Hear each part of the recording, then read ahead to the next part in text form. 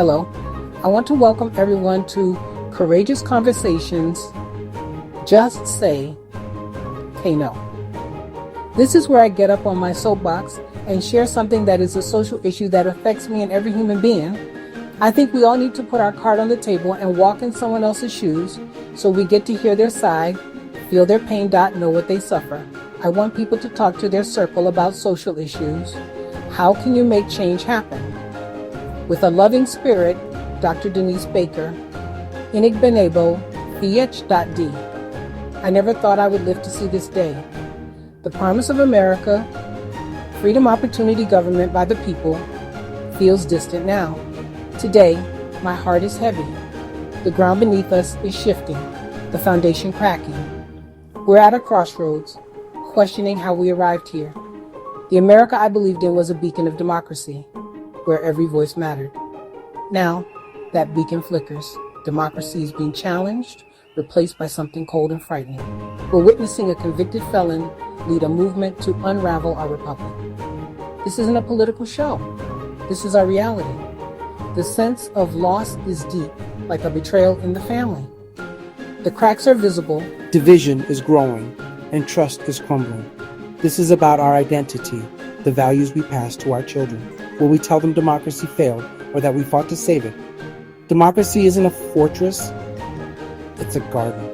It needs tending by all of us, and right now, the weeds are threatening to take over. What's at stake? Democracy is a conversation, a messy, loud dinner table where everyone is heard. In democracy, power flows from the people up. No one is above the law. In autocracy, the conversation ends. One person rules, dissent is crushed, and your voice is silenced. Rights become privileges, granted or taken away at the ruler's whim. Our system relies on checks and balances, a three-legged stool: president, Congress, courts.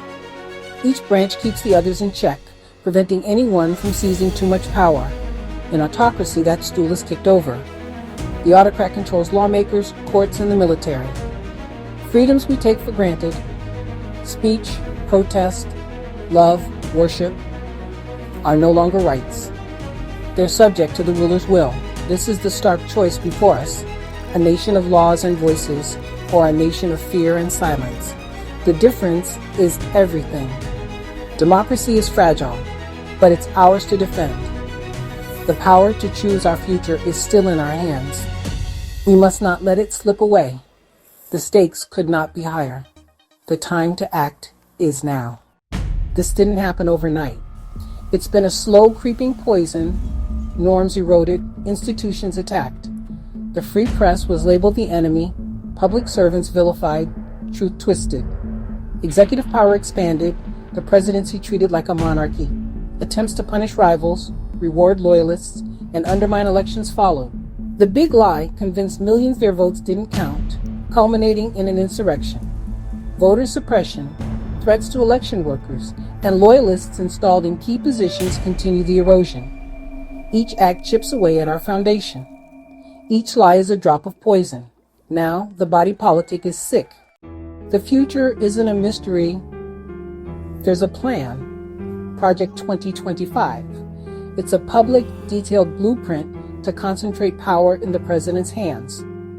Step 1, purge tens of thousands of nonpartisan civil servants, replacing them with loyalists. Expertise is replaced by allegiance. Agencies serve power, not the public. The justice system is weaponized. The law used to punish dissent.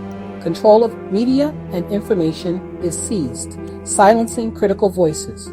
Religious nationalism and militarization are pushed, erasing church-state separation. Rights for women, LGBTQ+ people, and minorities are rolled back. The Insurrection Act is invoked to crush protest. This is not America. It's ruled by fear and force. We must not let this vision become reality. The Supreme Court has opened the door to tyranny. By granting presidents sweeping immunity for official acts, it shatters the principle that no one is above the law. A president could now commit crimes to stay in power, shielded from prosecution. This isn't a slippery slope. It's a cliff. The ruling encourages lawless desperation to cling to office.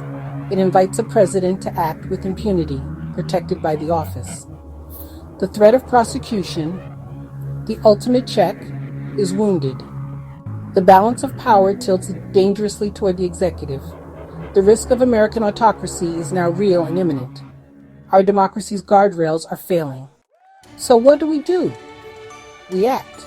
This is not a time for silence or surrender. We are the heirs of those who fought for freedom and justice. The soul of America lives in us. It's our turn to defend it. Our voice is our first tool. Peaceful protest, marches, and rallies. We must show our resolve, make our presence felt. Engage in civic duty. Register voters.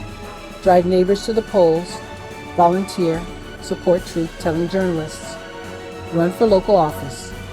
Democracy is not a spectator sport. Rebuild from the ground up.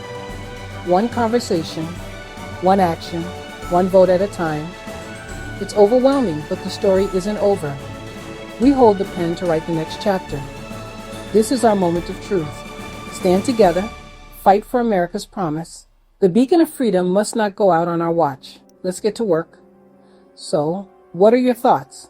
This is definitely something to think about and talk about with your inner circle of family and friends.